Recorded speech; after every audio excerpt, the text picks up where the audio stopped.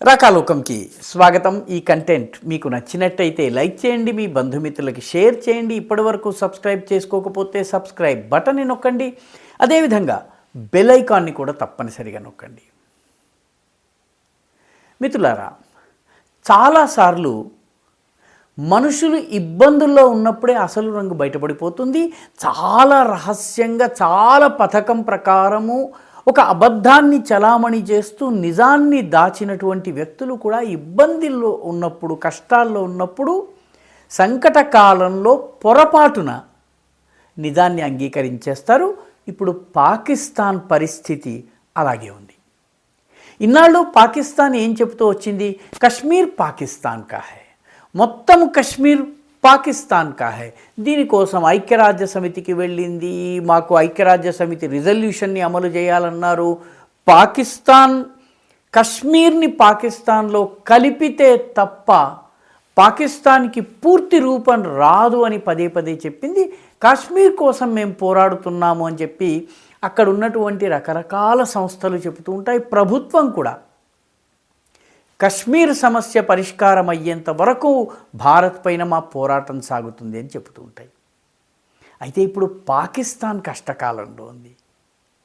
పాకిస్తాన్లో పాకిస్తాన్ తెహ్రీక్ ఇన్సాఫ్ పీటీఐ అని ఇమ్రాన్ ఖాన్కి చెందినటువంటి పార్టీ ఇస్లామాబాద్ని దిగ్బంధనం చేయడానికి వచ్చింది. ఇస్లామాబాద్ని దిగ్బంధనం చేసి ఇమ్రాన్ ఖాన్కి సంబంధించినటువంటి అతనికి న్యాయం చేయాలని, అతన్ని జైల్లోంచి విడుదల చేయాలని, అధికారాన్ని ఇమ్రాన్ ఖాన్కి కట్టబెట్టాలని చెప్పి ఆయన పార్టీకి సంబంధించిన మద్దతుదారులందరూ కూడా పెద్ద ఎత్తున ఉద్యమం చేస్తూ ఇస్లామాబాద్ మీద దండయాత్ర చేశారు. దీనికి పెద్ద ఎత్తున మద్దతు వస్తున్నది రెండు రాష్ట్రాల నుంచి. ఒకటి ఖైబర్ పఖ్తూన్ఖ్వా రాష్ట్రము, పశ్చిమ పాకిస్తాన్ యొక్క పశ్చిమ భాగంలో ఉండి ఆఫ్ఘనిస్తాన్ సరిహద్దుల్లో ఉంటుంది. పఠాన్లు ఎక్కువగా నివసించేటటువంటి ప్రాంతము ఖైబర్ పఖ్తూన్ఖ్వా. అక్కడ అమీన్ అలీ గండాపురి అనేటటువంటి వ్యక్తి ముఖ్యమంత్రిగా ఉన్నారు. అక్కడి నుంచి పెద్ద ఎత్తున సపోర్ట్ వస్తుంది. ఎందుకంటే ప్రభుత్వం పీటీఐ అధికారంలో ఉన్న రాష్ట్రం కాబట్టి. మద్దతు వచ్చే రెండవ ప్రాంతం ఏంటి? అది పాకిస్తాన్ ఆజాద్ కశ్మీర్ అని ఏ భూభాగాన్నైతే అంటుందో, ఏ పాక్ ఆక్రమిత జమ్మూ కాశ్మీర్ భూభాగం ఉందో దాన్ని పాకిస్తాన్ ఆజాద్ కశ్మీర్ అంటుంది. ఈ ఆజాద్ కశ్మీర్లో కూడా పీటీఐ ప్రభుత్వం ఉంది. అందుకని అక్కడి నుంచి కూడా మద్దతుదారులు పెద్ద సంఖ్యలో ఇస్లామాబాద్కు వస్తున్నారు. ఇప్పుడు పాకిస్తాన్ ప్రభుత్వానికి సంకటకాలం వచ్చింది, ఇబ్బంది వచ్చింది. ఈ సమయంలో పాకిస్తాన్ హోమ్ మినిస్టర్, అంటే మన అమిత్ షా గారితో సమానమని మనం చెప్పుకోవచ్చును, ఆయన పేరు మొహసిన్ నఖ్వీ. ఈ మొహసిన్ నఖ్వీ గారు ఒక స్టేట్మెంట్ ఇచ్చారు. మీరందరూ కూడాను ఆజాద్ కశ్మీర్ నుంచి దయచేసి ఇస్లామాబాద్కి రావద్దు, ఇస్లామాబాద్కి మీరు గనక వచ్చినట్టయితే మీ పైన కఠిన చర్యలు ఉంటాయి. అయితే ప్రజలు వినటం లేదు. ఎందుకంటే అక్కడ పీటీఐ ప్రభుత్వం ఉంది. ప్రజలు పెద్ద సంఖ్యలో వస్తుండేటప్పటికీ ఆయన ఒక మాట అన్నారు. ఏమన్నారు? ఆయన అన్నారు, నిజానికి ఆజాద్ కశ్మీర్ ఒక స్వతంత్ర దేశము, అది పాకిస్తాన్లో అంతర్భాగం కాదు. పాకిస్తాన్లో అంతర్భాగం కాదు కాబట్టి మీరు పాకిస్తానీలు గారు, మీరు విదేశీయులు. మీరు విదేశీయులు కాబట్టి మీరు గనక ఇస్లామాబాద్లోకి వచ్చి పీటీఐ ర్యాలీలో పాల్గొని ఇస్లామాబాద్ని దిగ్బంధనం చేయాలని గనక ప్రయత్నిస్తే మిమ్మల్ని పాకిస్తాన్ ప్రభుత్వము ఉగ్రవాదులుగా పరిగణిస్తుంది. We will treat you as terrorists. అంటే మీరు పాకిస్తానీలు కాదు, ఆజాద్ కశ్మీర్ పేరిట చలామణి అవుతున్నటువంటి భూభాగానికి పాకిస్తాన్కి సంబంధం లేదు.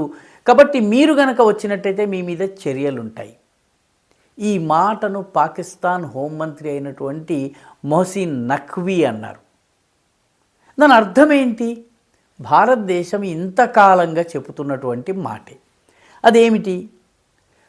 పాకిస్తాన్ చెరలో ఉన్నటువంటి కశ్మీర్ భూభాగం ఏదైతే ఉందో అది పాకిస్తాన్ ఆక్రమణకు గురైనటువంటి భూభాగము. నిజానికి అది పాకిస్తాన్లో అంతర్భాగం కాదు. అది వేరే జమ్మూ కాశ్మీర్లోని అవిభాజ్య అంతర్భాగము. అది ఆక్రమిత పాక్ ఆక్రమిత జమ్మూ కాశ్మీర్, ఈ విషయాన్ని భారతదేశం చెబుతూ వస్తోంది. ముఖ్యంగా బీజేపీ ప్రభుత్వం అధికారంలోకి వచ్చిన తర్వాత చాలా గట్టిగా దీని గురించి మాట్లాడుతోంది. ఇదే విషయాన్ని ఇప్పుడు మొహసిన్ నఖ్వీ గారు అంగీకరించారు.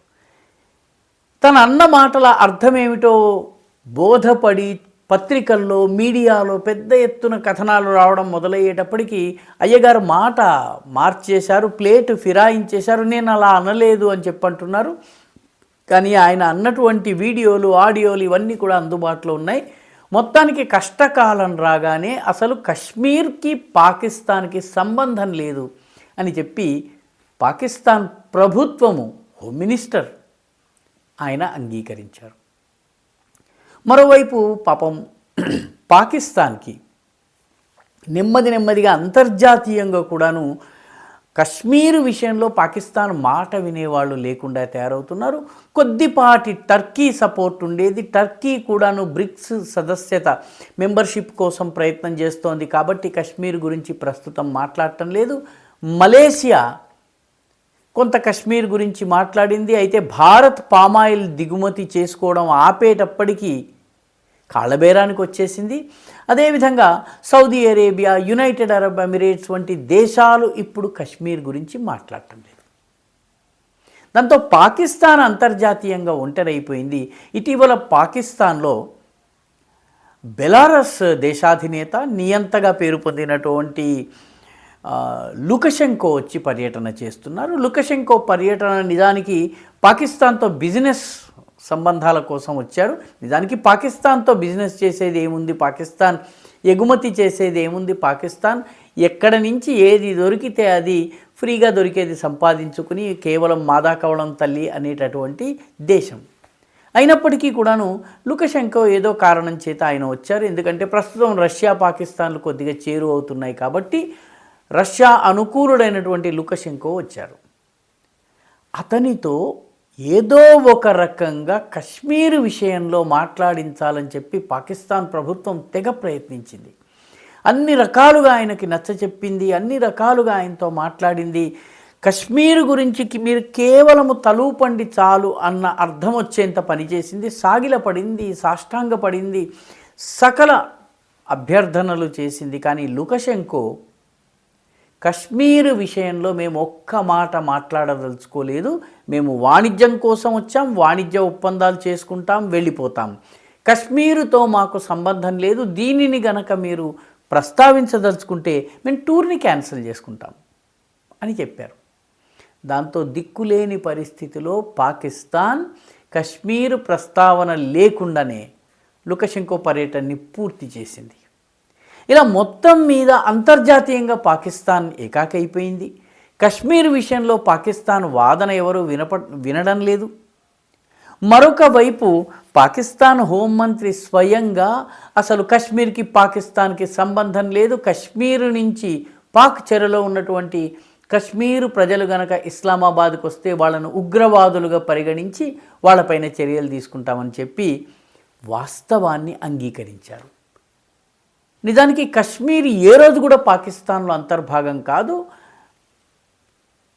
కశ్మీర్ 1947 అక్టోబర్ నెలలో మహారాజా హరిసింగ్ సంతకం చేసిన తరువాత నుంచి అది భారతదేశంలోని అవిభాజ్య అంతర్భాగము.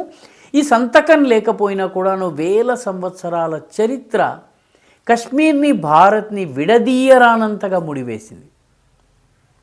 కాబట్టి మొత్తం మీద పాకిస్తాన్ ఇన్నాళ్లకైనా కశ్మీర్ వేరే దేశము, కశ్మీర్కి మాకు సంబంధం లేదు, కశ్మీరీ ప్రజలు కనుక ఇస్లామాబాద్కు వస్తే వాళ్ళు ఉగ్రవాదులు అవుతారు, కాబట్టి వాళ్ళు మా వాళ్ళు కారు అని చెప్పి అంగీకరించారు. మరొక వైపు లుకషెంకో గారు కశ్మీరు ప్రస్తావన లేకుండానే టూర్ని ముగించి తన దేశానికి వెళ్ళిపోయారు. పాకిస్తాన్ మాత్రం అటు ఇటు చూస్తూ, నేలచూపులు చూస్తూ ఏం చేయాలో తెలియక నోరు మూసుకుని కూర్చుంది. ఇది పాకిస్తాన్ పైన కశ్మీర్ పైన పాకిస్తాన్ యొక్క డబుల్ ఫెయిల్యూర్స్. ఈ వీడియో మీకు నచ్చినట్టయితే లైక్ చేయండి, షేర్ చేయండి, ఈ ఛానల్కు సబ్స్క్రైబ్ చేయండి. మీ అభిప్రాయాన్ని కమెంట్ల రూపంలో తప్పనిసరిగా పంపించండి.